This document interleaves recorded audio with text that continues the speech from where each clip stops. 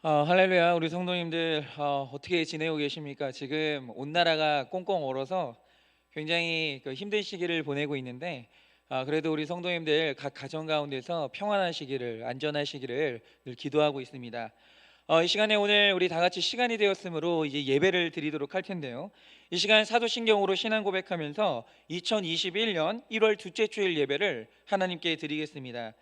전능하사 천지를 만드신 하나님 아버지를 내가 믿사오며 그 외아들 우리 주 예수 그리스도를 믿사오니 이는 성령으로 잉태하사 동정녀 마리아에게 나시고 본디오 빌라도에게 고난을 받으사 십자가에 못 박혀 죽으시고 장사한 지 사흘 만에 죽은 자 가운데서 다시 살아나시며 하늘에 오르사 전능하신 하나님 우편에 앉아 계시다가 저리로서 산자와 죽은 자를 심판하러 오시리라. 성령을 믿사오며 거룩한 공회와 성도가 서로 교통하는 것과 죄를 사하여 주시는 것과 몸이 다시 사는 것과 영원히 사는 것을 믿사옵나이다. 아멘.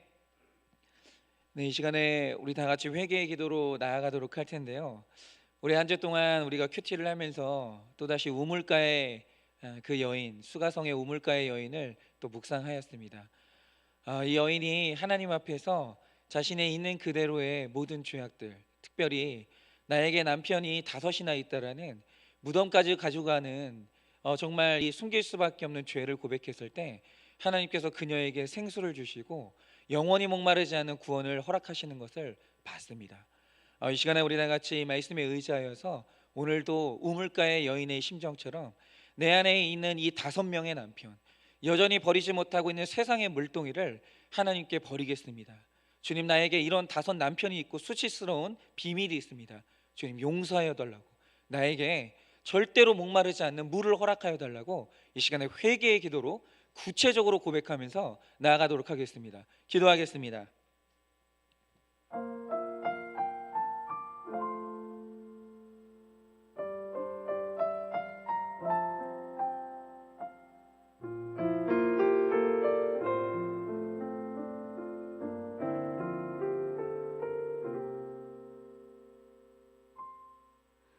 내 영혼에 극히 깊은 데서 맑은 가락이 울려 나네.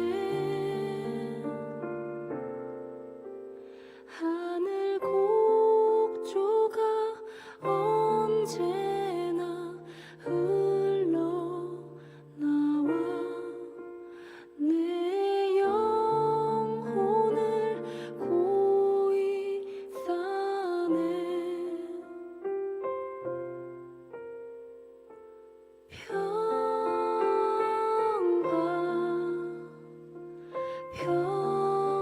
평화로다. 하늘 위에서 내려오네.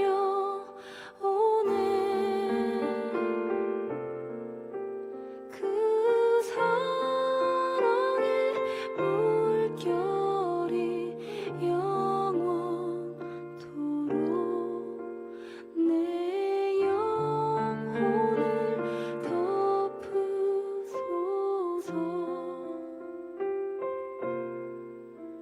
내 영혼에 평화가 넘쳐나는 주의 큰 복을 받으리라.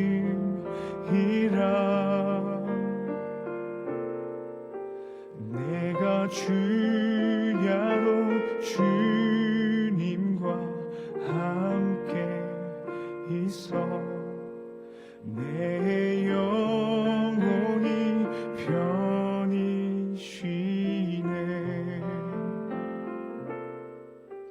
아멘. 네, 이 시간에 우리 다 같이 하나님께 찬양하겠습니다. 함께 하실 찬송은 찬송가 406장입니다. 찬송가 406장 고난 내용은 편히 쉴 곳가, 우리 다 같이 찬양하겠습니다.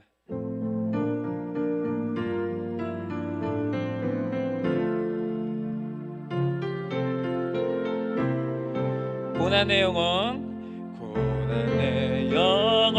편히 쉴 곳과 극난이라도 안전한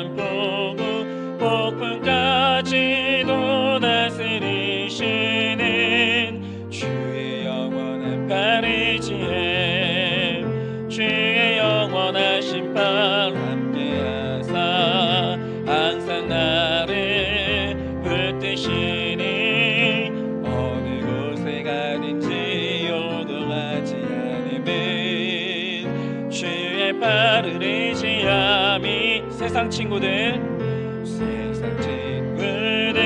나를 버려도 예수님 함께 동행함으로 주의 은혜가 충만하리니 주의 영원한 바르시햄 주의 영원하신 발 함께하사 항상 나를 붙드시니 어느 곳에 가든지 요동하지 않음은 주의 발을 의지함 나의 믿음이 연약해져도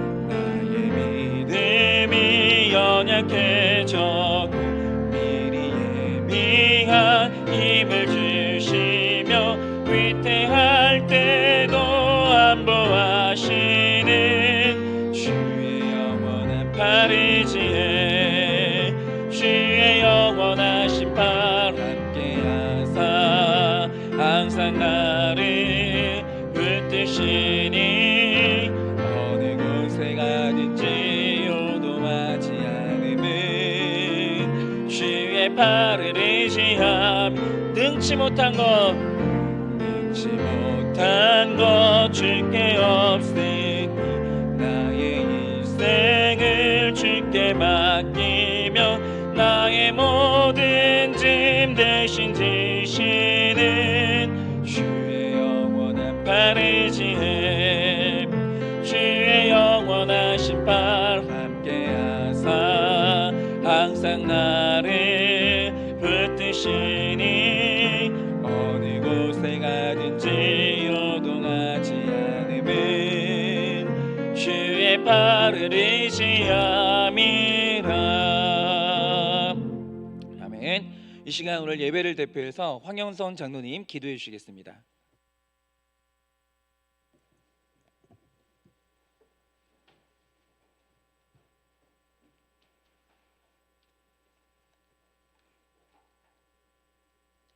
사랑과 은혜가 충만하신 하나님 아버지, 2021년 새해 두 번째 주일을 맞이하여 비록 모이지 못하지만 각자의 자리에서 예배하게 하시니 감사와 찬양과 영광을 올려드립니다. 하나님 아버지, 새해를 맞이하였지만 지금은 많은 교회들이 비대면으로 온라인 예배를 드리고 있습니다.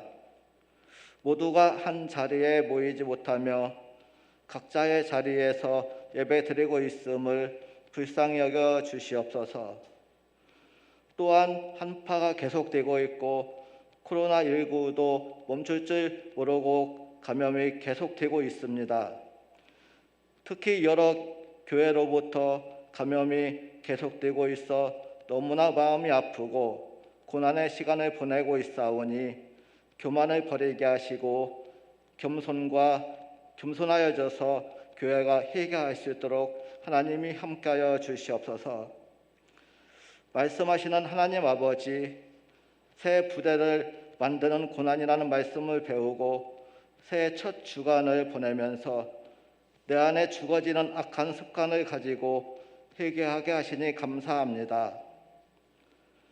나의 여러 열등감으로 악한 혈기가 내 안에 가득하여서 또한 직장 고난이 있음에도 거듭나지 못하고 강팍해지는 반복되는 죄를 범하고 있사오니 불쌍히 여겨 주시옵소서.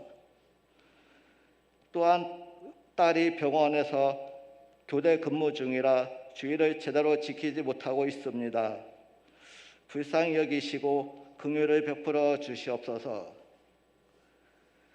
내 죄를 보게 하시고 수치를 드러내고 회개하여서 구원의 소문을 전하는 사명을 잘 감당하게 하여 주시옵소서.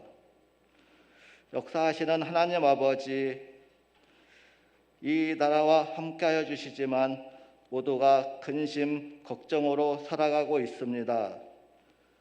자영업자와 직장과 사업장이 어려움을 겪고 있습니다.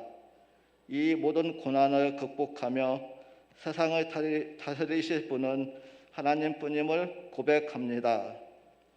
각자의 지난 나이들의 죄를 고백하며 회개할 때 하나님이 용서하여 주시고 자유케 하셨던 것처럼 새로운 피조물로 거듭나는 은혜를 허락하여 주시옵소서. 교회마다 모이지 못함으로 예배를 귀히 여기지 못하고 있습니다. 또한 말씀을 가까이 하지 못하여 믿음도 연약해지고 있습니다. 날마다 큐티 말씀을 가지고 묵상하며 부족함을 회개로 채워가는 믿음을 허락하여 주시옵소서. 오늘도 간증 페스티벌로 함께하신 집사님께 함께하여 주셔서 위로와 나눔이 공동체에서 이루어질 수 있도록 은혜를 더하여 주시옵소서. 새해에도 우리의 가정을 지켜주시고 생업이 잘 되는 은혜와 자녀들의 앞날도 축복하셔서 늘 차고 넘치는 복된 우리의 가정들이 되게 하여 주시옵소서. 이 시간에 주님의 말씀을 가지고 목사님 단위에 세워주심을 감사합니다. 성령 하나님의 도우심으로 은혜로운 말씀을 전하게 하여 주시고 하늘의 은혜와 성령의 말씀만 전파되는 역사가 있게 하여 주시옵소서.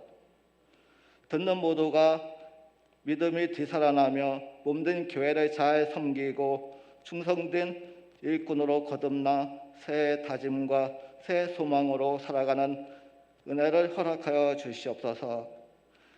이 시간 온라인으로 실시간으로 예배하는 모든 주의 백성들에게 모든 근심, 걱정, 염려, 질병까지 치유받는 자유함을 함께하여 주실 줄 믿고 이 모든 말씀을 예수님의 이름으로 기도드립니다. 아멘.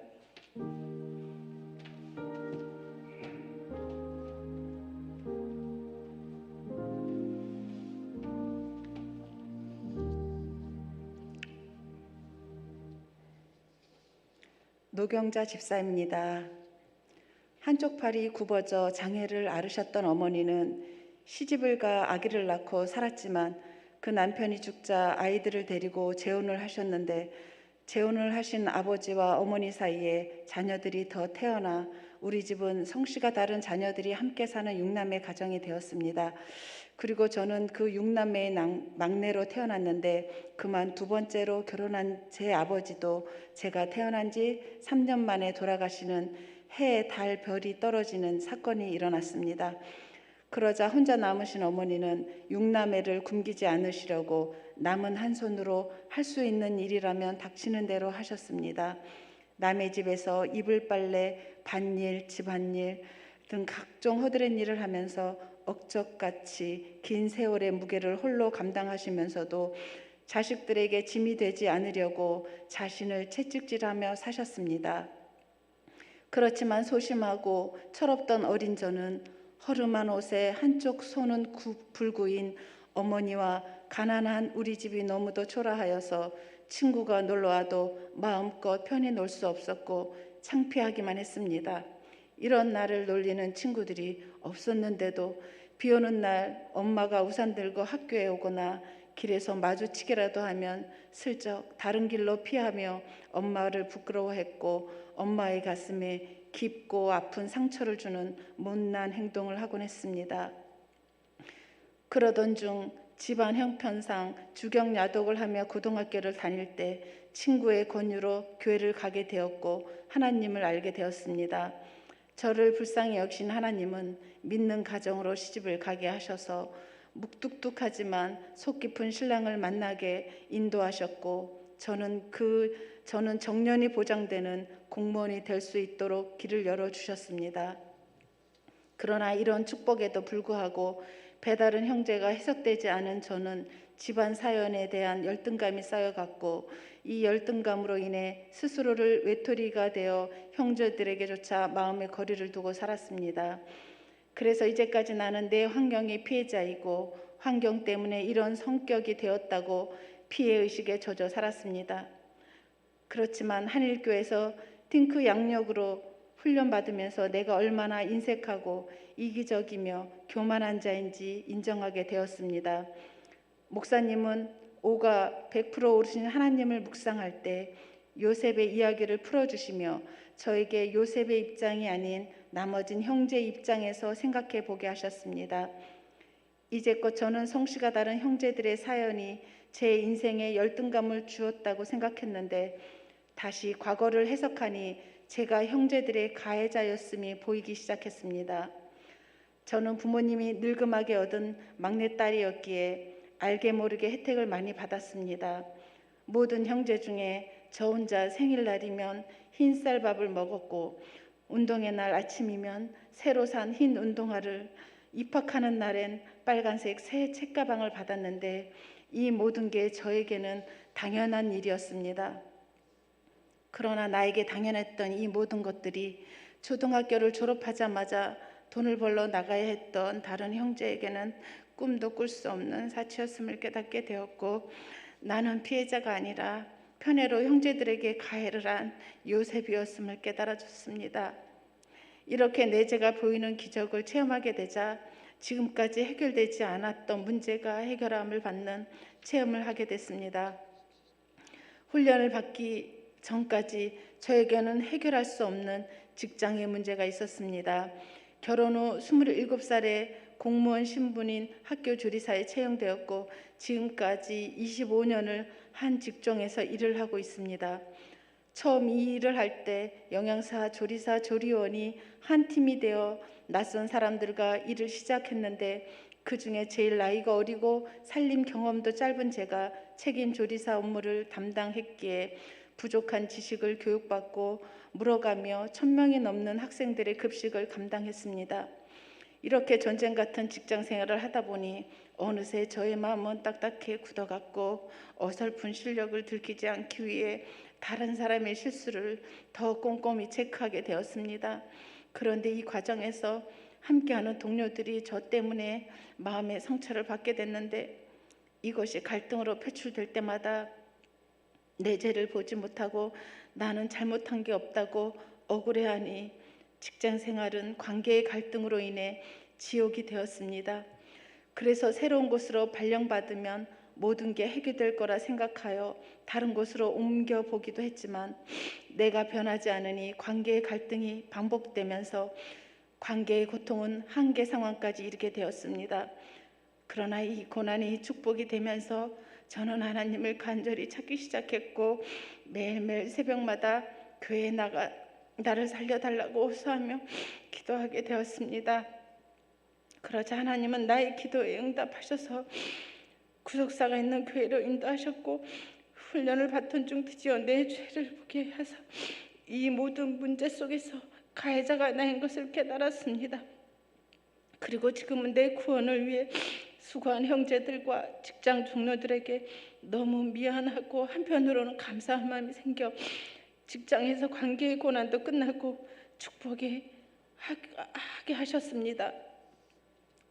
지금은 또 다른 곳으로 발령나 나의 악한 습성이 나올 때도 많지만 매일 하나님의 말씀을 풀어주시는 목사님의 새벽 큐티를 통해 적용하는 삶을 살려고 애쓰고 있습니다. 지금까지 나의 인생은 세상에 맞추어 살아간 시간이었지만 남은 세월만큼은 하나님 말씀에 집중하면서 사단의 내용을 뺏기지 않도록 깨어있는 믿음의 삶을 살고자 합니다. 이렇게 강박한 나를 포기하지 않으시고 설득에 마침내 나를 살리는 회개에 이르게 하신 하나님 사랑합니다.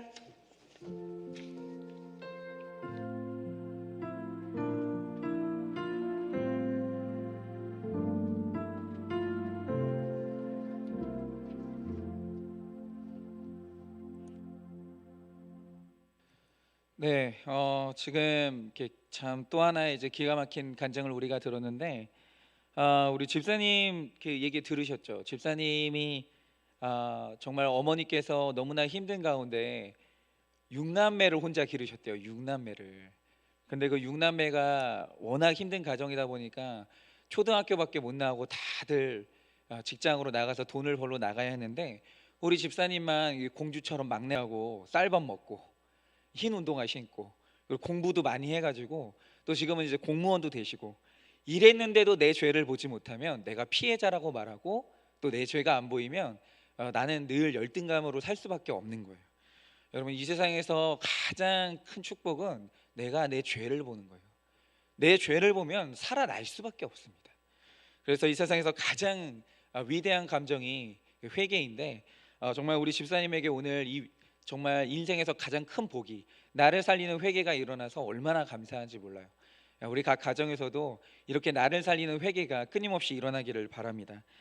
이 시간에 우리 다 같이 말씀 보도록 하겠습니다. 함께 보실 말씀은 마태복음 9장 27절에서 34절까지 말씀입니다. 마태복음 9장 27절에서 34절까지 말씀인데요. 저희가 여러분을 대신해서 대독하도록 하겠습니다. 그리고 말씀이 낭독될 때 여러분들 눈으로 함께 따라 읽어주시면 감사하겠습니다. 말씀을 대독하겠습니다. 예수께서 거기에서 떠나가실새 두 맹인이 따라오며 소리질러 이르되 다윗의 자손이여 우리를 불쌍히 여기소서 하더니 예수께서 집에 들어가심에 맹인들이 그에게 나아오거늘 예수께서 이르시되 내가 능히 이 일 할 줄을 믿느냐 대답하되 주여 그러하오이다 하니 이에 예수께서 그들의 눈을 만지시며 이르시되 너희 믿음대로 되라 하시니 그 눈들이 밝아진지라. 예수께서 엄히 경고하시되 삼가 아무에게도 알리지 말라 하셨으나 그들이 나가서 예수의 소문을 그 온 땅에 퍼뜨리니라. 그들이 나갈 때 귀신 들려 말 못하는 사람을 예수께 데려오니 귀신이 쫓겨나고 말 못하는 사람이 말하거늘 무리가 놀랍게 여겨 이르되 이스라엘 가운데서 이런 일을 본 적이 없다 하되 바리새인들은 이르되 그가 귀신의 왕을 의지하여 귀신을 쫓아낸다 하더라. 아멘. 자, 이 시간에 우리 다 같이 말씀 나누겠습니다. 함께 나누실 말씀의 제목은 너희 믿음대로 되라, 너희 믿음대로 되라라는 제목으로 함께 말씀을 나누도록 하겠습니다. 저는 지난주에 이어서 또 한 명의 이 고통스러운 이 어머니를 소개하려고 합니다. 중학교 교사인 백집사님의 이야기인데요. 이 엄마는 교사예요. 그런데 이 아들이 방황하는 아들이라서 이게 이 어머니한테 얼마나 참을 수 없는 수치고 고통이고 말할 수 없는 탄식 그 자체였는지 이 어머니가 고백하기를 할 수만 있다면 이 자녀로부터 내가 도망가고 싶은 심정이라고 그렇게 말씀을 하셨어요. 왜냐하면 이 아들이 끝도 안 보이는 방황의 늪과 술, 담배는 기본이고 그 집단 폭력에 연루되면서 학생부에 계속 드나들었고 파출소 경찰서를 끝없이 드나들었습니다. 그러니까 이런 상황이 이제 어떤 상황이냐면 목회자가 있잖아요. 근데 목회자 아들이 예수님을 안 믿는 거예요. 그럼 얼마나 수치스럽겠어요. 마찬가지로 학생들 가르치는 교사인데 그 교사 자녀가 올바르게 자라지를 못하는 거예요. 배움이 없는 거예요. 여러분, 그러면 교사로서 이것이 얼마나 큰 이 수치겠어요. 그러면 이 현직 교사인 어머니의 고백을 좀 들어보겠습니다. 교사라는 타이틀을 가진 저에게 아들의 방황은 참을 수 없는 고통이며 수치였습니다. 아들은 끝이 보이지 않는 방황으로 담배와 일진회와 폭력에 연루되어서 학생부에 드나들었습니다. 그리고 파출소와 경찰서에도 불려다녔습니다. 중학교 때부터 아들을 찾아 PC방을 헤매다가 몇 시간씩 차에서 기다리며 기도하던 시간들, 그래도 안 들어오면 하나님께 의탁하고 잠을 청하다가 제대로 자지도 못한 채 새벽 예배로 달려가던 날들, 하나님께 울부짖지 않고는 살 수가 없었던 시절입니다. 그래도 전혀 변하지 않는 아들을 보면서 하나님 어느 때까지입니까? 이만하면 됐지 않습니까? 라고 불평하기도 했습니다. 내가 기도하니 아들이 잘 된다는 것을 보여줘야 전도도 되지 않겠느냐고 하면서 하나님께 그럴듯한 표적도 구했습니다. 아들은 학교에 데려다줘도 그냥 담을 넘고 나오는 충동성 부적응의 상태였습니다. 졸업을 못할 정도로 결석일수가 찼습니다. 그래서 학교만 제대로 갔다 와줘도 그날은 얼마나 감사한지, 오늘은 학교에 있었다는 아들의 뻔한 거짓말이라도 믿고 싶었습니다. 제가 교사로 학교에 있으면 얌전히 수업 시간에 앉아있는 아이들이 너무나 부러웠습니다. 그래서 제가 담임을 맡고 있는 아이들에게 결석 안 하고 와줘서 고맙다고 하루는 그렇게 인사할 정도였습니다. 여러분, 이렇게 말씀을 하시는데요, 신앙이 있는 내 아들이 이렇게 방황하면 여러분, 우리도 이 어머니처럼 이런 생각이 들지 않겠습니까?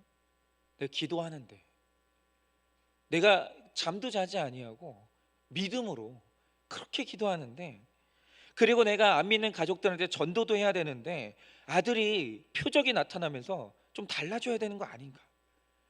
한 번쯤은 기적이 일어나야 되는 거 아닌가? 그런데 이런 상황에서 주님은 우리에게 어떤 믿음을 보기를 원하실까요? 그리고 믿음대로 된다라고 하는 이 응답은 무엇일까요? 첫째로 주님은 부르짖는 믿음에 응답을 하십니다. 27절입니다. 예수께서 거기에서 떠나가실 때 두 맹인이 따라오며 소리질러 이르되 다윗의 자손이여 우리를 불쌍히 여기소서 하더니, 예수님께 이 다윗의 자손이라고 고백한 사람은 두 소경입니다.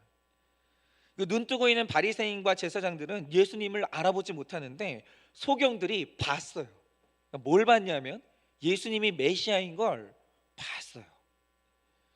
여러분, 예수님을, 그런데 이들이 고백하기를 예수님을 메시아라고 말하는 게 아니라 다윗의 자손이라고 부르는 것이 얼마나 멋진 신앙 고백인지, 여러분, 다윗의 인생을 모르는 사람은 공감을 할 수가 없는 거예요. 나의 메시아가 왔는데 당신은 다윗의 자손이라는 거예요. 여러분, 이게 무슨 의미입니까? 여러분, 우리가 알고 있는 다윗의 인생이 어땠죠? 사울에게 죽도록 쫓기면서 살았고, 왕이 된 후에는 상황이 좋아지자 부하의 아내와 간음을 저질러요. 그리고 그것을 감추려고 살인을 했다가 오히려 하나님의 징벌을 받아 내 자녀 하나를 잃었습니다. 그러나 이 많은 고난 가운데서 다윗에게 가장 아픈 고난은 다윗도 자녀 고난이었어요. 특별히 압살롬. 자식의 배반과 온갖 자식 문제로 참담한 인생을 살았습니다. 여러분, 가장 사랑했던 아들이 내 등에 칼을 꼽으면 여러분, 그럼 그 자녀를 미워해야 돼요? 아니면 사랑해야 돼요? 여러분, 죽여야 됩니까? 살려야 됩니까? 이럴 수도 없고 저럴 수도 없는 거예요. 왜냐하면 내 등에 칼을 꼽은 게 내 아들이거든요. 여러분, 이렇게 큰 고통 가운데서 다윗은 눈물로 자기 죄를 그저 고백했어요. 시편 51편 3절에서 5절 말씀입니다. 물론 나는 내 죄가를 아오니 내 죄가 항상 내 앞에 있나이다. 내가 주께만 범죄하여 주의 목전에 악을 행하였사오니 주께서 말씀하실 때 의로우시다 하고 주께서 심판하실 때 순전하시다 하리이다. 내가 죄악 중에서 출생하였으며 어머니가 죄 중에서 나를 잉태하였나이다. 여러분, 이 고백 속에 다윗의 위대함이 있는 거예요. 여러분, 고통 가운데서 그래요. 여러분, 아들이 내 등에 칼을 꼽았어요. 죽일 거예요? 살릴 거예요? 저주해야 됩니까? 축복해야 됩니까? 이것도 저것도 답이 아니에요. 왜 하나님께서 나에게 이런 사건을 주시는지 고통 가운데서 끊임없이 내 죄를 본 거예요. 그런데 오늘 말씀의 소경은 예수님이 이런 끝까지 자기 죄를 벗던 다윗의 자손이라는 고백을 오늘 이 두 소경이 하는 거예요. 여러분, 교회를 다니면요, 누구나 이런 고백할 것 같아요. 예수님은 죄 고백하는 자의 하나님이라고. 우리가 다 이런 고백을 할 것 같지만 생각보다 그런 사람이요 많지 않아요. 여러분, 우리는 이 바리새인처럼 영적 소경이기 때문에 기도의 대상이신 예수님을 알아보지 못해요. 그리고 잘못된 기도를 해요. 여러분, 이렇게 저도 마찬가지지만 누구나 다 영적으로 소경이 된 부분이 있어요. 돈이나 자식이나 음란이나 욕심 등 도무지 하나님의 뜻이 깨달아지지 않는 그 부분이 나의 소경된 그 부분이에요. 그것을 가지고 다른 사람이 아닌 다윗의 자손 예수님께 나를 불쌍히 여겨달라고 부르짖어야 돼요. 내가 부르짖을 대상은 대단한 권세자도 배우자도 부모와 형제도 아니에요. 여러분, 부모님이 내 죄를 해결해 줍니까? 여러분, 어떤 위대한 사람이 내 죄를 해결해 주겠어요? 우리의 부르짖음의 대상은 사람이 아니에요. 여러분, 음란과 배신의 문제를 겪으면서 눈물의 인생을 산 다윗의 자손, 그 예수님이 우리 기도의 대상이에요.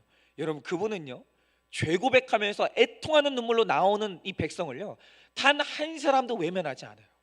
절대로 정죄하지 않으십니다.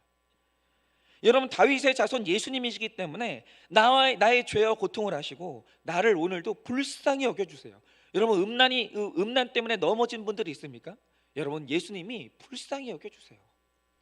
여러분, 돈 때문에 넘어지는 분들 있습니까? 예수님이요 불쌍히 여겨주십니다.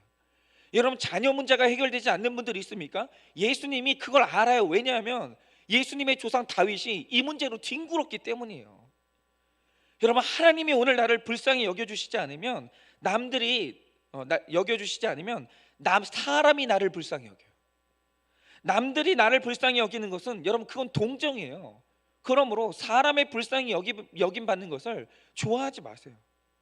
여러분 하나님은요 우리가 동정받는 인생 되기를 원치 않으십니다. 하나님은 우리가 다스리기를 원하세요. 여러분 우리가 사람에게 동정받지 않으려면 오늘 우리가 하나님께 불쌍히 여김을 받아야 되는 거예요. 이렇게 자식이 속을 썩이건 속을 썩이지 않건 우리가 오늘 부르짖으면서 구해야 될 대상은 다윗의 자손인 예수님 뿐이에요. 그런데 모든 인생이 악하고 교만하기 때문에 내 자식이 안 되면 그냥 수치스러운 거예요. 어디 가서 말을 못해요. 부끄러워서. 그런데 또 내 자녀가 좋은 학교 가고 돈 잘 벌고 또 부모님한테 용돈 딱딱 주면 그걸로 내가 당한 것처럼 한없이 교만해지는 거예요. 우리는 그 중간이 없어요. 겸손이 없어요. 한없이 비하를 하든가 한없이 교만해지든가 둘 중에 하나인 거예요. 여러분 이 백집사님도 남편과 자식을 향해서는 울부짖지 않았어요. 여러분 이분이 울부짖었던 대상은 기도와 예배 가운데 울부짖고 목장에서 울부짖었습니다. 내 죄를 보게 해달라고, 내 죄를 보게 해달라고, 나를 좀 불쌍히 여겨달라고 주님께 그렇게 부르짖었다라는 거예요. 그런데 그렇게 처절한 낮아짐 가운데서 집사님은 학교에서 문제아로 불리는 아이들을 내 자식처럼 여겼어요.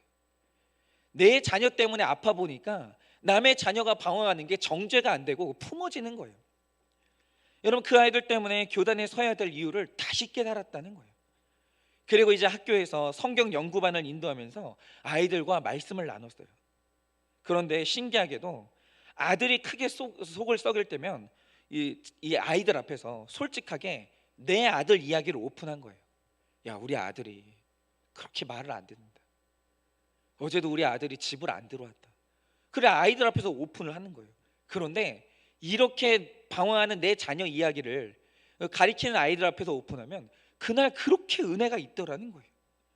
그리고 선생님이 먼저 너무나 방황하는 내 아들 이야기를 오픈하니까 아이들도요 서서히 자기의 방황의 이야기를 오픈하기 시작하더라는 거예요.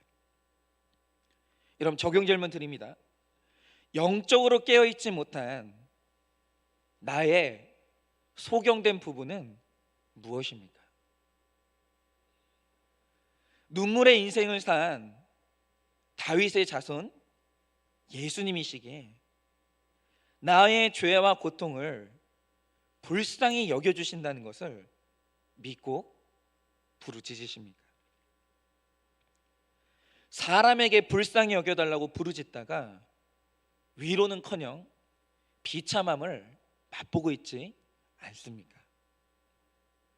두 번째로 주님은 만져주시길 바라는 믿음의 응답을 하십니다. 28절에서 30절 말씀입니다. 예수께서 집에 들어가심에 맹인들이 그에게 나아오거늘 예수께서 이르시되 내가 능히 이 일 할 줄을 믿느냐 대답하되 주여 그러하오니이다 하니 이에 예수께서 그들의 눈을 만지시며 이르시되 너희 믿음대로 되라 하시니 그들의 눈들이 밝아진지라. 여러분 소경들이 오늘 간절함이 있기 때문에 가만히 기다리지 않고 나왔어요. 그런데 여러분 이게 어디 쉽습니까? 눈이 안 보여요. 눈이 보이고 길이 보이면 나오는 게 쉽죠. 그런데 여러분 이들이 눈이 안 보이는데 나오는 게 쉽습니까? 그만큼 간절함이 있었으니까 넘어지고 넘어지면서도 나온 거예요. 여러분 이렇게 나의 소경된 부분에 대해서 간절함을 가지고 예배와 기도와 큐티로 간절하게 나올 때 우리가 늘 말하는 나올 때 오늘 우리의 눈이 떠진다는 거예요. 여러분 지금 우리가 늘 말하는 이 영적인 활동들 있죠. 제가 입만 열면 큐티하시라 큐티하시라. 교회는 교회니까 기도하라 하겠지. 아니 교회니까 예배하라 하겠지. 여러분 이제는 이게요 너무 익숙해진 분들이 있어요. 그런데 여러분 이 영적인 활동들 무시하지 마십시오. 여러분 이거 말고는 하나님 만나는 길이 없어요. 오늘 하나님 만나고 예수님 만날 수 있는 길이 있는데 아무데나 간다고 예수님 만나는 게 아니라는 거예요. 큐티로 예배로 나눔으로 여러분 이렇게 나아올 때 그게 바로 하나님 만나러 오는 길이라는 거예요. 그런데 여러분 이 모든 것들을 믿고 잠잠히 예배하고 큐티하고 기도할 때 주님이 거기서 내 믿음을 보시는 거예요. 그리고 주님이 나의 연약함을 만져주시면서 믿음대로 되리라라고 하시는 거예요. 근데 여러분, 이건요, 큐티를 펼쳤을 때 내 문제에 대한 해석을 체험해보고, 여러분 그 말씀을 통해서 내 마음이 평안해지는 걸 체험해보지 못한 분들은 이게 뭔지를 몰라요.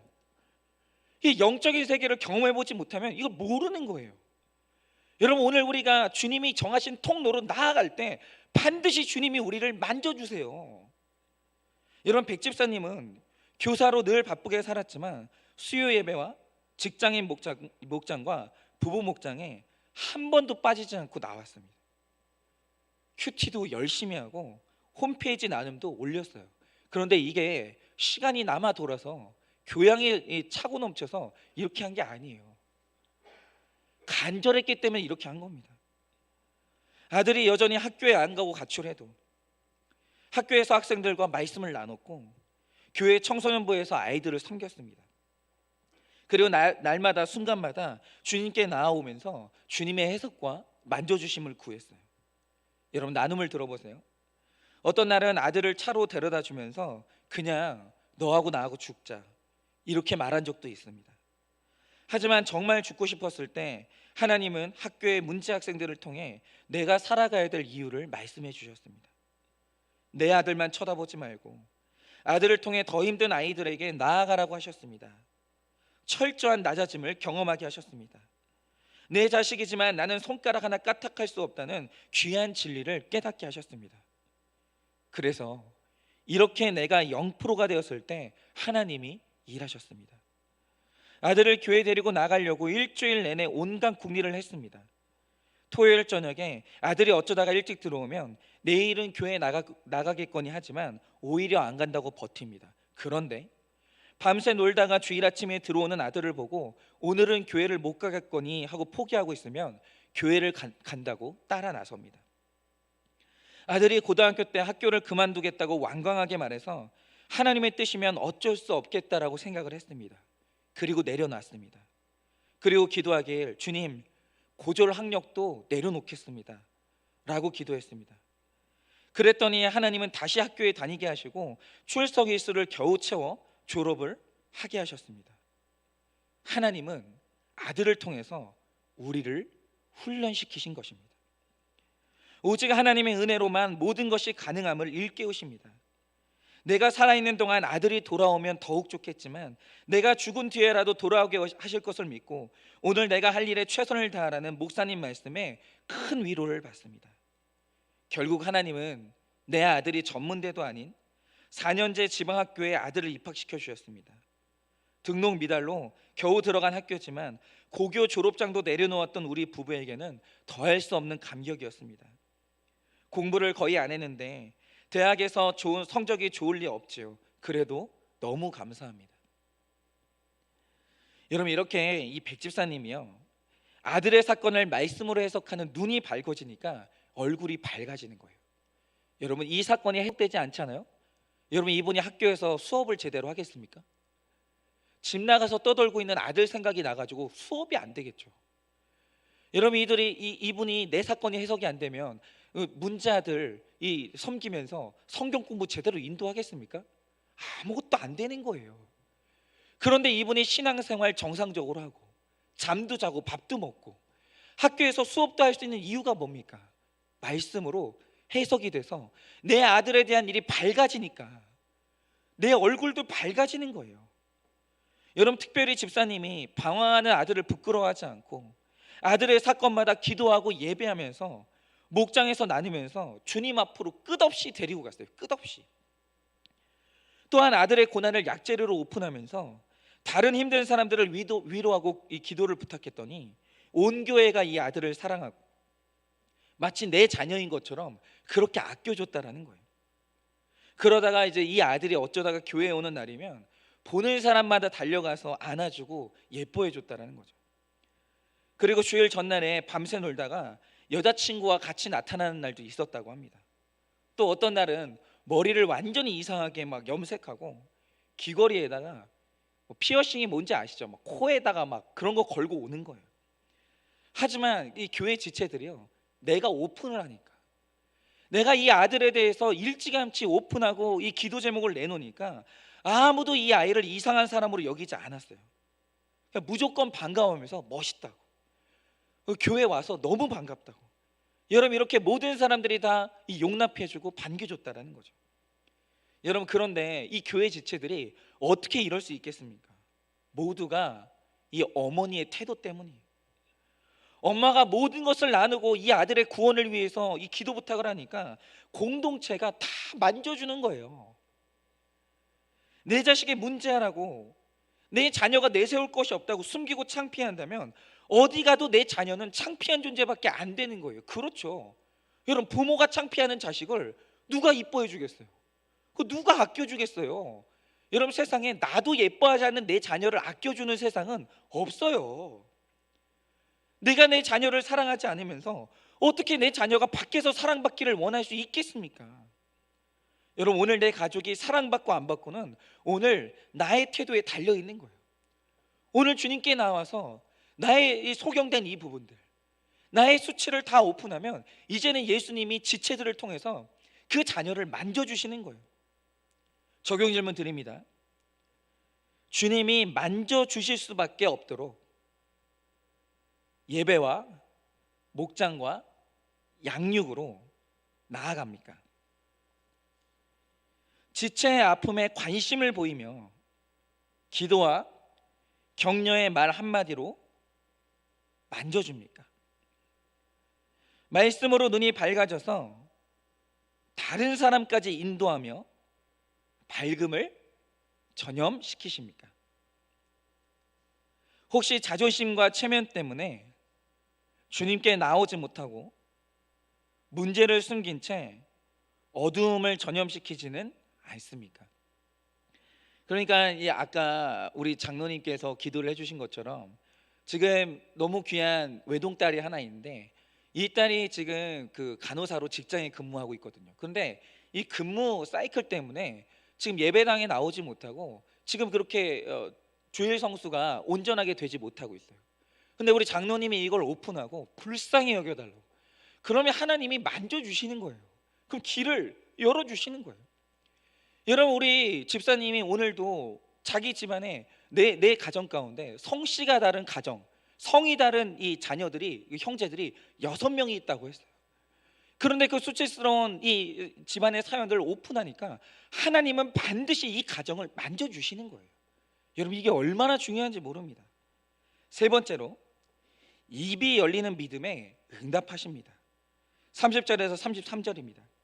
그 눈들이 밝아진지라 예수께서 엄히 경고하시되 삼가 아무에게도 알리지 말라 하셨으나 그들이 나가서 예수의 소문을 그 온 땅에 퍼뜨리니라. 그들이 나갈 때에 귀신 들려 말 못하는 사람을 예수께 데려오니 귀신이 쫓겨나고 말 못하는 사람이 말하거늘 무리가 놀랍게 여겨 이르되 이스라엘 가운데 이런 일을 본 적이 없다 하되. 여러분, 소경들은 이 눈이 밝아지니까 이번에는 귀신 들려서 벙어리 된 자, 이 말을 못하는 이 장애우를 예수님께로 데려옵니다. 그러니까 주님의 만져주심으로 눈이 밝아지면 이제는요, 예수님 때문에 나의 힘든 게 이제 나아지면 다른 사람이 힘든 다른 사람들을 데리고 예수님께 나오게 되는 거예요. 여러분, 이것이 바로 영적 원리예요. 눈이 밝아지니까 입이 열려서 예수님을 전도하게 되는 겁니다. 말씀으로 대화가 통하지 않는 사람, 세상 가치관을 가진 사람, 기도를 못하고 전도 못하는 사람이 모두가 다 영적인 벙어리예요. 주님을 만났다고 하면서도 사랑의 말과 용서의 말과 사과의 말 한마디를 못하는 사람들이 그 영적 벙어리예요. 여러분, 부부 가운데 이런 영적 이 벙어리인 배우자들이 얼마나 많습니까? 잘못했는데 미안하다는 말을 죽어도 못해요. 여러분, 이제는 시간 지났으면 좀 용서해 줄 법도 한데 부부간에도요, 용서한다는 말을 죽어도 못하는 거예요. 그런데 이렇게 벙어리였다가 입이 열렸다는 것이 무엇입니까? 남편이 실직하고 집에만 누워 있어도 정성스럽게 식사를 차려주면서 맛있게 먹으라고. 여러분, 이렇게 말할 수 있는 게 입이 열리는 거예요. 시험을 망치고 들어온 아이에게 우리 딸이 고생했다고, 하나님이 그 수고를 알아주실 거라고 그렇게 위로의 말을 할 수 있는 게 그게 입이 열리는 거예요. 여러분, 안산에서 저희와 함께 자라났던 저희 친척 누나가 결혼했는데, 여러분, 저희 매형이 많이 속을 썩였어요. 많이 힘들게 했습니다. 그래서 예전에는 얼마나 그 매형을 미워하고 정말 속으로 얼마나 많이 살인을 했는지 몰라요. 그런데 지금은 그 예전에는 딱 그런 게 있었어요. 그러니까 사람이 밉잖아요. 그러면 다 미운 거예요. 밥을 많이 먹어도 밉잖아요. 적게 먹어도 미워요. 누워 있어도 밉잖아요. 일어나서 걸어 다녀도 미워요. 뭘 해도 미운 거예요. 그런데 어느 날은 저희 매형이요, 이 수염을 기르는데 그게 그렇게 보기가 싫더라는 거예요. 수염은 왜 기르나? 더러워 죽겠네. 이러면서 그게 그렇게 보기가 싫더라는 거예요. 그런데 어느 날 말씀을 보고 눈이 열리니까 어떤 입이 열렸냐? 여러분 혹시 그 아이언맨의 주인공 아십니까? 그 아이언맨의 그 주인공이 수염이 이렇게 나 있거든요. 그런데 어느 날 회개하면서 보게 된 게 뭐냐면, 내가 우리 남편 수염, 이왕 난 수염을 저 배우처럼 멋있게 다듬어 줘야 되겠다라고 하면서 어느 날 앉아보라고 하고 그 수염을 다듬어 줬다라는 거예요. 그러고 나서 말한 게 뭐냐면, 우리 남편 멋있다고. 드디어 여러분 회개하니까요, 이런 말이 열리는 거예요. 여러분, 사소한 오해로 불편해진 지체에게 집사님 미안합니다. 제가 죽을 죄를 졌습니다. 생각이 짧았습니다. 여러분, 이렇게 말할 수 있는 것이 이게 입이 열리는 거예요. 여러분, 그런데 그동안 입이 열리지 않았던 배우자, 입이 열리지 않았던 사람이요, 입이 열리잖아요. 주변 사람들이 기이 여기는 거예요. 아니, 우리 아버지가 저런 말을 할 사람이 아닌데, 우리 어머니가 저런 말을 할 사람이 아닌데, 아니 저 양반이 저런 말을 할 사람이 아닌데 대단하다. 어떻게 저런 말을 하지? 여러분, 이런 얘기가 나오는 거예요. 여러분, 저희 아버지도 마찬가지예요. 저희 아버지 인생에는요, 여러분 그 질문이 없어요. 자녀들하고 대화할 때요, 일방적인 가르침만 있지 질문이 없어요. 근데 요즘에 제가 너무 놀라는 게 뭐냐면, 저희 아버지가 이제 날마다 큐티를 하시거든요. 근데 저희 아버지가, 제가 깜짝 놀란 게 뭐냐면, 어느 날 이렇게 대화를 하는데 갑자기 아들한테 질문을 던지시는 거예요. 야, 내가 오늘 말씀을 보면서 이걸 봤는데 너는 이걸 어떻게 생각하냐? 저는 저희 아버지가 질문하는 걸 들어본 적이 없어요. 근데 여러분, 질문이, 마음을 연 질문이 대화거든요. 근데 저희 아버지가 처음으로 저한테 질문하시니까, 제가 저희 아들로 살아온 지 42년이잖아요. 처음으로 아버지하고 대화가 되고 있다는 느낌을 받는 거예요. 요즘 들어서. 여러분, 이게 뭐냐면 하나님이 입을 여시는 거예요. 여러분, 제가 얼마 전에 지체한테 그런 말을 들은 적이 있습니다. 그전에는 엄마랑 기싸움하느라 단 한 번도 이 지체가요, 잘못했다, 미안하다 이런 말을 엄마한테 하는 적이 없는 영적인 벙어리였어요. 그런데 이 지체가 훈련을 받고 나서 드디어 엄마한테, 엄마 죄송해요, 엄마 제가 생각이 짧았습니다, 엄마 내가 틀리고 엄마 말이 맞는 것 같아요, 이런 말이 처음으로 열린 거예요. 그런데 신기한 게 뭔지 아십니까?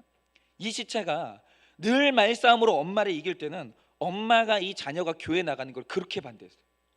아니 그래, 네가 교회 나가서 변한 게 뭐냐, 교회 나가서 네가 잘된 게 뭐냐, 그렇게 못마땅해 했다는 거예요. 그런데 이 자녀의 입에서 영적인 언어가 열리니까 이 어머니가 갑자기 너 요즘에 변했다는 말을 처음 한다는 거예요. 그리고 한 번은 대화를 하다가 엄마가 이 딸의 입에서 한 번도 들어보지 못한 말을 들으니까 이 엄마가 어느 날 했던 말이 뭐냐면, 딸 그래, 그렇게 깨달아줘서 고맙다고, 이런 말을 하더라는 거예요. 여러분, 이렇게 내가 입이 열리잖아요, 주변 사람들이요 기이 여기는 거예요. 하나님이 살아계신 걸 보는 거예요. 34절입니다. 바리새인들은 이르되 그가 귀신의 왕을 의지하며 귀신을 쫓아낸다 하더라. 그런데 여러분, 이렇게 사람들은 기이 여기는데 끝내 변하지 않는 바리새인들이 뭐라고 합니까? 저거 귀신의 힘이라고, 저거 귀신의 힘으로 쫓아내는 거라고 끝내 받아들이지 않고 인정을 안 하는 거예요. 여러분, 사람들이 꼬이면 뭐라고 하는지 아십니까? 어떤 사람이 뭘 잘하잖아요, 그러면 귀신같이 잘한다고 해요. 그럼 하나 생각해 보세요. 여러분, 예를 들면 이런 거죠. 어떤 사람이 막 글씨를 잘 써요. 그러면 야, 귀신처럼 잘 쓰네 이런다고 하죠. 그럼 그게 칭찬이에요, 욕이에요? 아니, 귀신처럼 잘한다고 하려면 그냥 잘한다고 말을 하지. 아니 굳이 귀신처럼 잘한다고 하는 이유가 뭐예요? 그게 욕이에요, 칭찬이에요. 잘하는 거는 인정하겠는데 내가 기쁘진 않은 거예요. 그러니까 계산 실력이 뛰어나도 귀신같이 계산 잘한다고 하고, 피아노를 잘 쳐도 귀신같이 잘 친다고. 그냥 이런 식으로 남이 뭔가를 잘하면 귀신을 빙자해서라도 하나님께 돌려야 될 영광을 인정하지 않았던 것이 그 바리새인이에요. 여러분, 오늘 이렇게 말하는 이유는 예수님이 탁월하신데 그가 하시는 일이 분명한데도 그걸 인정하고 싶지가 않은 거예요. 여러분, 백 집사님의 남편도 처음에는 이 집사님이 교회를 다니고 또 이게 학교를 가가지고 자기 아들 이야기를 꺼내는 것을 그렇게 못마땅했다는 거예요. 왜 그렇게 말하고 다니냐고, 여기저기 그렇게 말하고 다니냐고, 망신스럽다고 싫어했다는 거죠. 그 큐티를 하고 사람들한테 나눈다고 저놈이 저 달라지겠냐고 그랬다고 합니다. 그리고 말씀으로 변화되는 다른 아이들을 보면서도 하나님의 능력보다 사람을 빙자해서 사람이 하는 일에 의지하고 싶었던 마음이 컸던 거죠.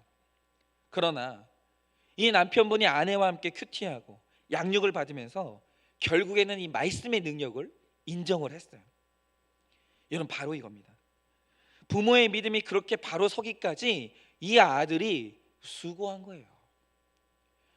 이 자녀들의 입에서, 이 부모님의 입에서 하나님의 능력을 인정할 때까지, 회개의 능력을 인정할 때까지 여러분, 이 자녀가 그토록 수고를 한 거예요. 여러분, 한번 나눔을 들어보세요. 아들은 대학 1년을 마치고 군대에 갔습니다.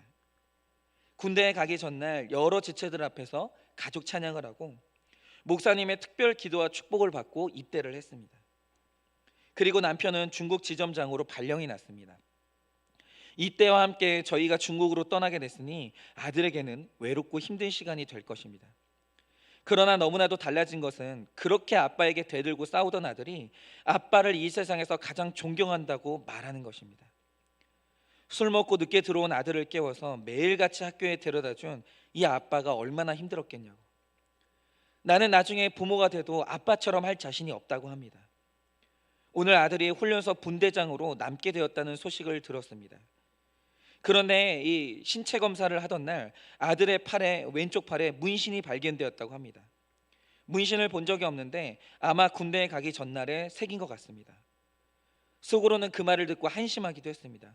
스스로 한 일이니 상관에게 벌을 받고 차별을 당해도 할 수 없다고 생각했습니다. 그러니까 이 말 뜻이 뭐냐면, 군대에서는 훈련소에 다른 훈련병들을 훈련시키는 교관이 있잖아요. 이 아들이 그 교관으로 뽑힐 뻔했는데 심사를 하던 날 팔에 문신이 발견된 거예요. 그래서 생각해 보세요. 교육해야 되는 사람이 문신이 발견되면 여러 가지를 의미하잖아요. 그래서 지금 분대장이 못 될 뻔한 지금 그 위기의 상황이 된 거예요.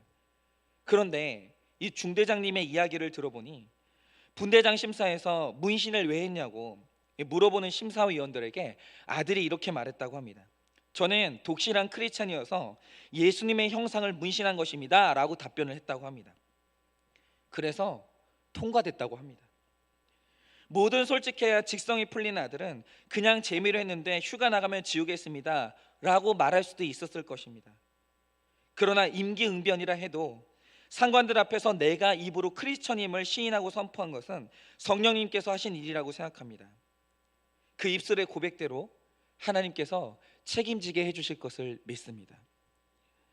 훈련소 분대장이 된 아들이 자기처럼 방황했던 신병들이나 가정에 힘든 일이 있는 동료들을 교회로 데려가기를 기도합니다.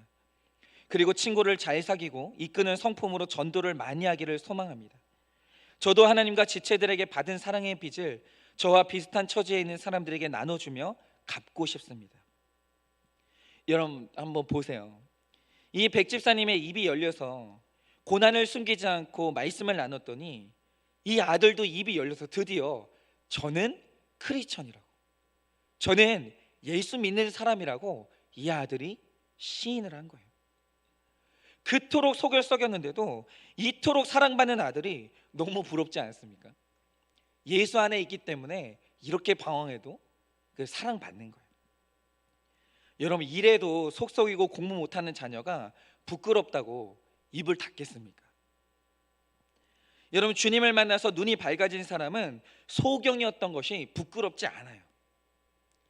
내가 귀신 들려서 벙어리였다고 해도 복음으로 입이 열리고 나면 어떤 것도 부끄럽지 않은 거예요. 오늘 우리 집사님이 여러분 이런 얘기를 어디 가서 하겠어요? 그전에는 이런 얘기를 할 수가 없어가지고 은둔형으로 살았다고 하잖아요. 그런데 오늘 여러분 이렇게 생방송으로 방송이 나가는데 사람들 앞에서 나의 사연들을 오픈하는 거예요. 왜냐? 내 고난이 어떤 의미를 가지는지 그것을 보는 눈이 열렸기 때문이에요. 그리고 이런 내 사연을 오픈함으로 말미암아 누군가는 또 그 비밀 가운데서 나와서 치유받을 것을 알기 때문에 약재료로 나눠준 거예요. 여러분, 어떤 것도 부끄러워하지 않으면서 내가 만난 주님을 전파할 때 믿음대로 되는 축복의 삶이 이어진다라는 겁니다. 여러분, 이렇게 오늘 주님은 부르짖는 믿음에 응답하세요. 그런데 이들이 뭘 부르짖었습니까? 다윗의 자손 예수여, 저를 불쌍히 여기시라고. 저는 눈이 안 보인다고. 저는 입이 안 열린다고. 여러분, 이렇게 부르짖을 때 오늘 하나님께서 그들의 믿음에 응답하신 거예요. 오늘 주님께서 그 부르짖음에 만져주시고 응답해서 오늘 우리의 모든 닫혀있는 눈이 열리고 또 닫혀있는 입이 열릴 줄을 믿습니다. 마지막으로 적용 질문 드립니다. 말씀을 깨닫고 밝아진 눈으로 다른 힘든 사람들을 전도하십니까? 벙어리였던 입이 열려서 사랑과 용서의 말을 하게 되었습니까? 아직도 입이 열리지 않아서 전도 한마디 못하고 사람과 돈을 빙자해서 문제가 해결됐다고 합니까?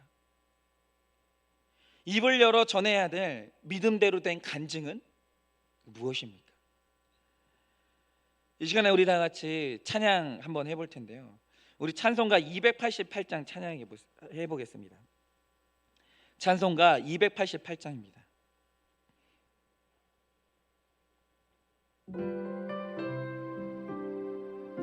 이 시간에 우리 다 같이 찬양하고 기도할 텐데요.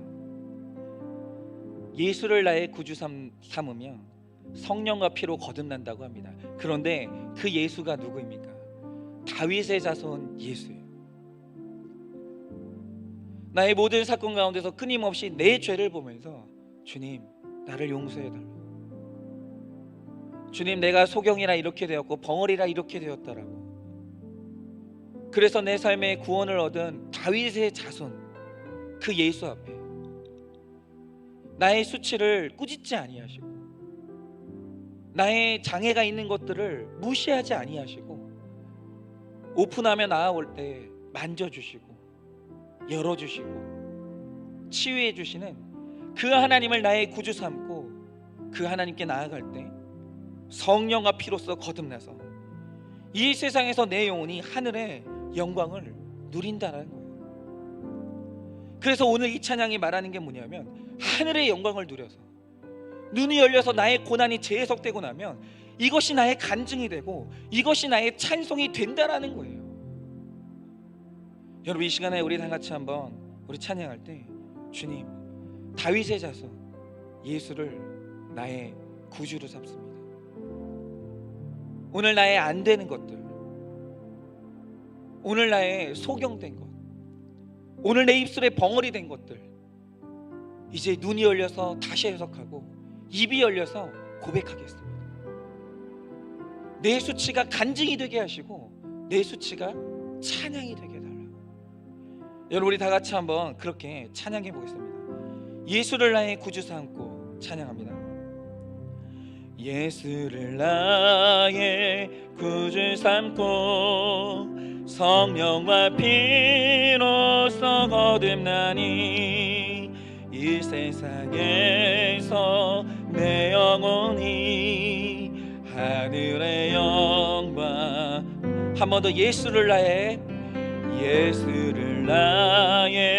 구주 삼고 성령과 피로써 거듭나니 이 세상에서 내 영혼이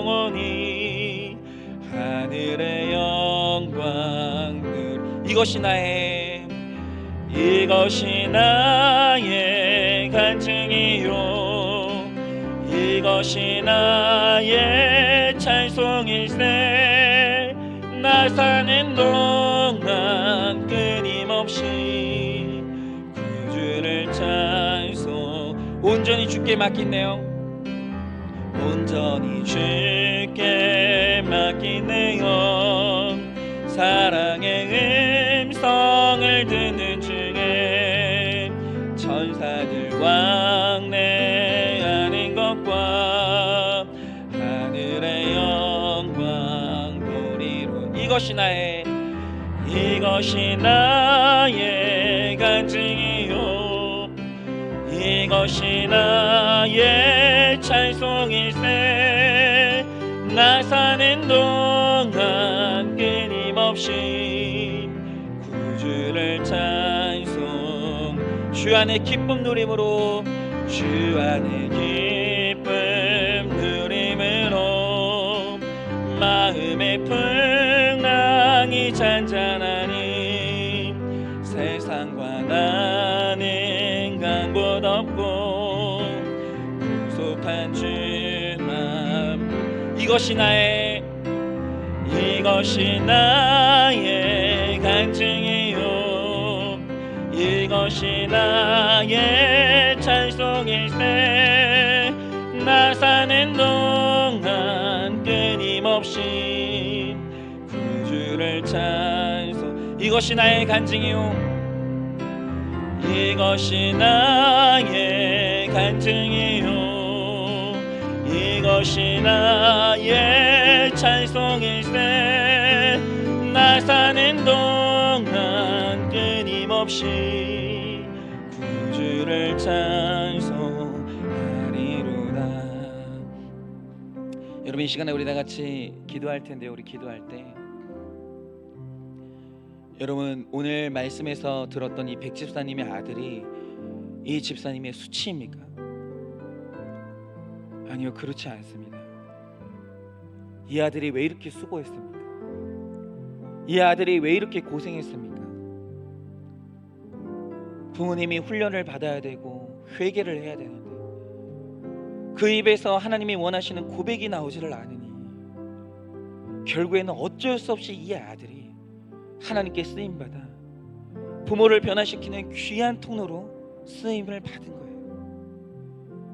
여러분 이 아들은 수치가 아니고 보석이에요. 여러분 이 아들은 불효자가 아니고 효자입니다. 그런데 이게 해석이 되지 않으니까 여러분 이 아들이 수치스러워서 아무에게도 말을 못하고 그저 이 아들 때문에 고통스럽고 내가 변하지는 않는 거예요. 여러분 이 시간에 우리 다 같이 한번 기도할 때 주님 내 삶에 그동안 아무에게도 말하지 못했던 수치가 무엇이 있습니까? 이 수치를 다시 해석할 수 있도록 눈이 열리게 해주십시오.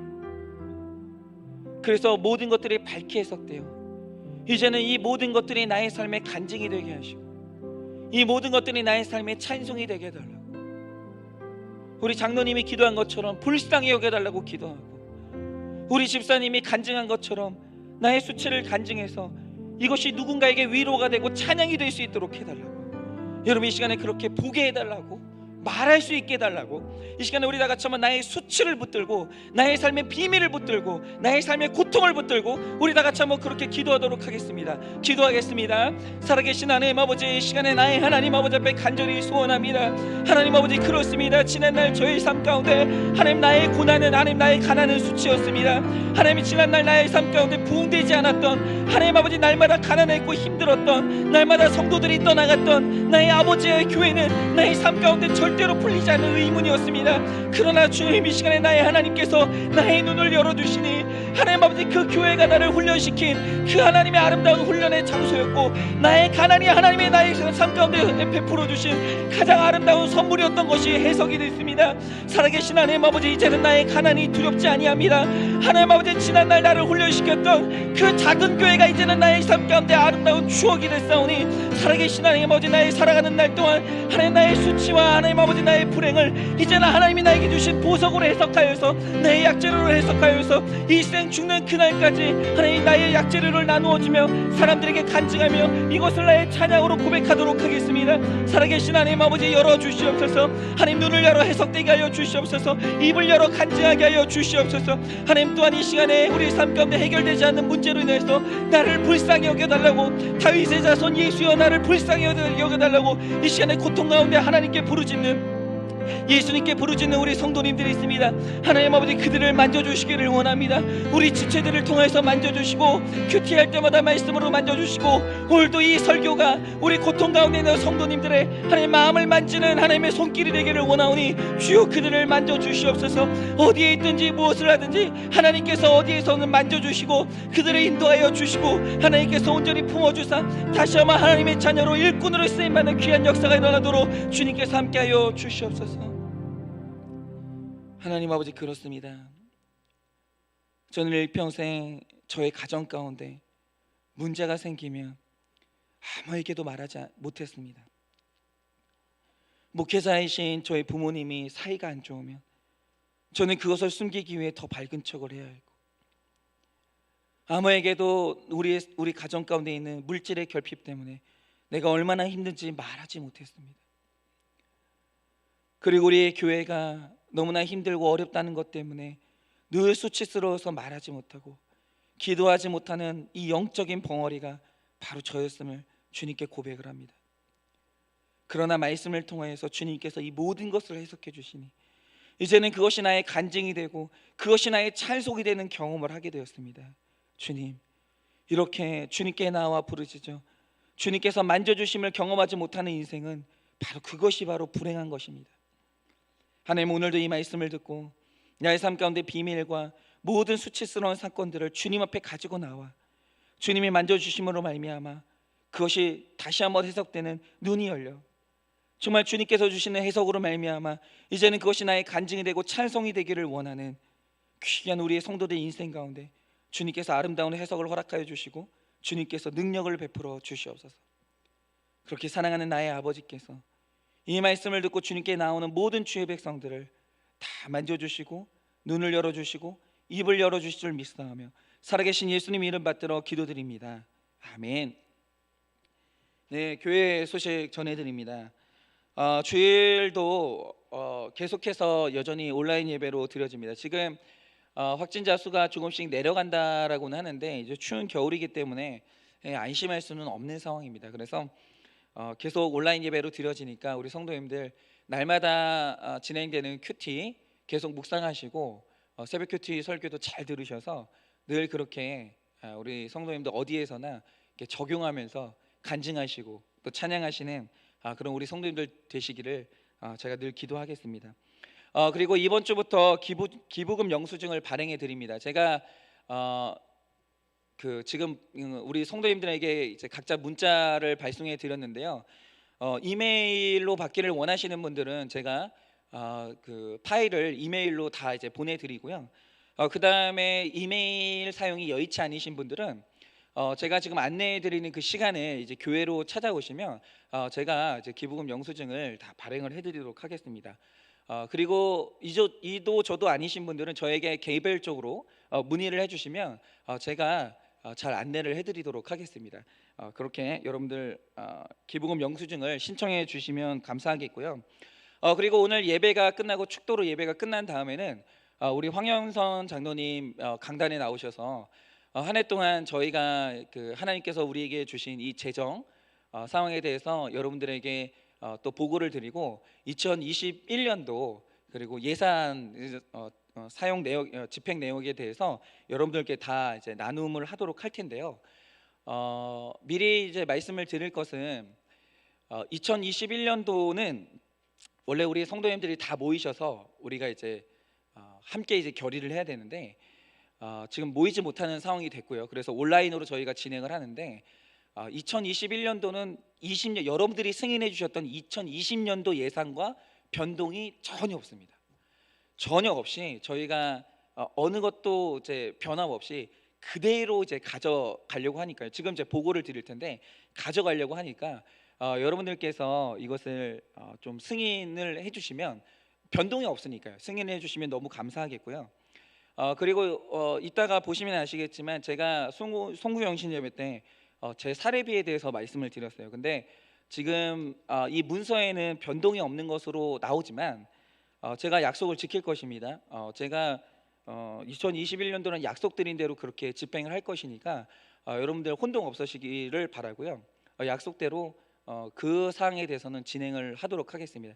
그리고 이 재정 상황에 대해서 2020년도 결산 그리고 2021년도 이 예산에 대해서 자세히 보기를 원하시는 분은 누구나 다 우리 교회 등록 교인이면 누구나 다 투명하게 보실 수 있으니까 연락을 주시거나 혹시 찾아오시면 제가 제 모든 내역을 다 여러분들께 상세히 보여드리도록 하겠습니다. 단 등록 교인에 한해서입니다. 저희 교회 등록 교인에 한해서기 때문에 그렇게 꼭 알고 싶으신 분들은 언제든지 문의해 주시고 찾아와 주시면 제가 공개를 하도록 하겠습니다.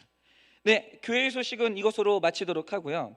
우리 다 같이 찬송가 342장 찬양하고 축도로 예배를 마치도록 하겠습니다.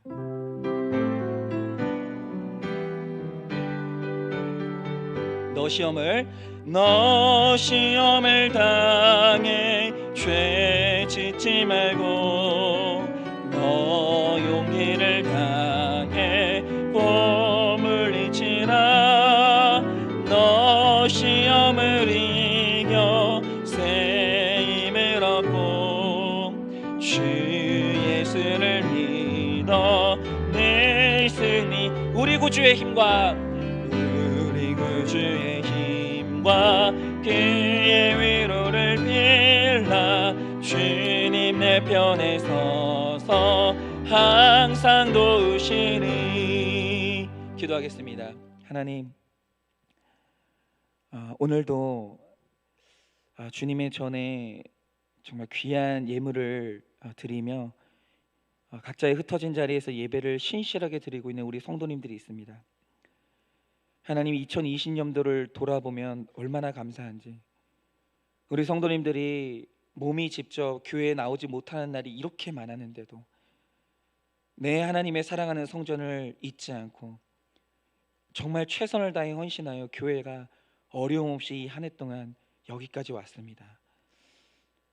하나님 정말 이렇게 신실하게 교회를 섬기고 또 물질로 정말 희생한 우리 성도님들의 삶의 자리 한순간 한순간 한 자리를 하나님께서 반드시 기억하여 주셔서 그 인생에 필요한 것들로 채워주시고 팔복이 가득하게 하여 주시고 오늘 정말 이 부르짖음에 응답받았던 두 소경처럼 정말 우리 성도님들 응답받는 인생이 될 수 있도록 그래서 2021년도는 점점 강성하여 줄 수 있도록 주님께서 역사하여 주시옵소서.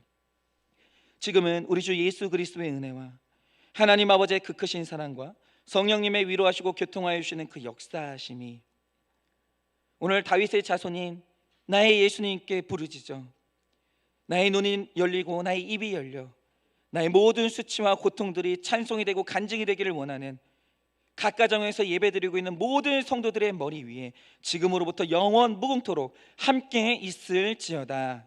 아멘.